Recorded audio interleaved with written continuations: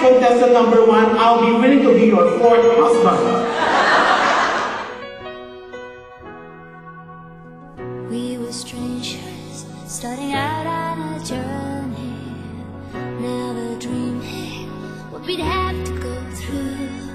Now here we are, and I'm suddenly standing. We actually met during a Toastmasters convention that was, I think, April 30, 2004 at Grand Convention. Exactly this place. We met sa speech contest. He actually proposed during the contest. Kasi she's talking about looking for a husband.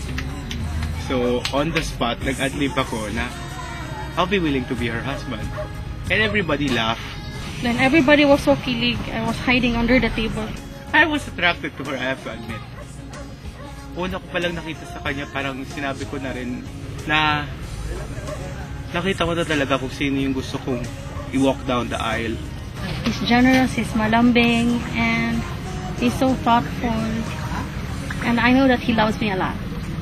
Parang una, parang childish yung dating niya para sa akin. But eventually, nakita ko yung serious side niya. Yung pag mga pinag-uusapan kami, like business, future, ganun. Doon ko nakita yung serious side niya. Yun.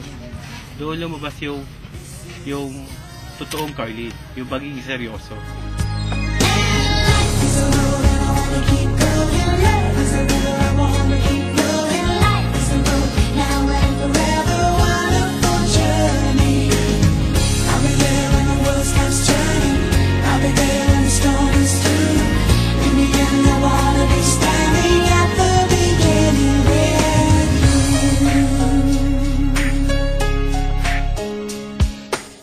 That was in Shangri-La, August 12, 2006. That was our anniversary, second year. It was like raining hard that night. So, yun. Sa poolside na lang ako nag-propose. He gave me a ring which didn't fit. Then that's when he proposed. I had the idea because the line he was going to say to tell me was on his cell phone. And I usually check his cell phone, so I read something.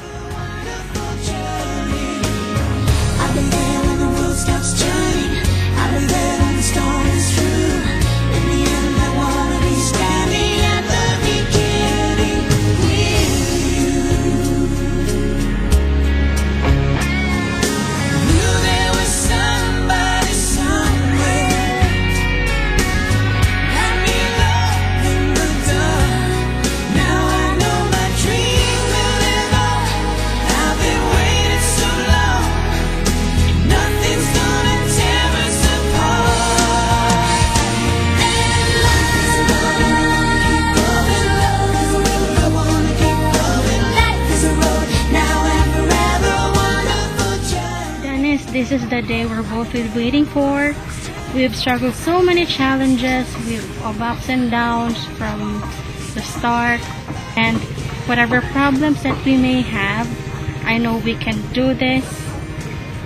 We just trust in each other, put God in the center of a relationship, and as long as we have love for each other. I love you. Alam mo naman na mahal kita. And I'll do everything for you. Para sa ating dalawa, para sa future natin. And whatever comes our way, siguro, we can make it through.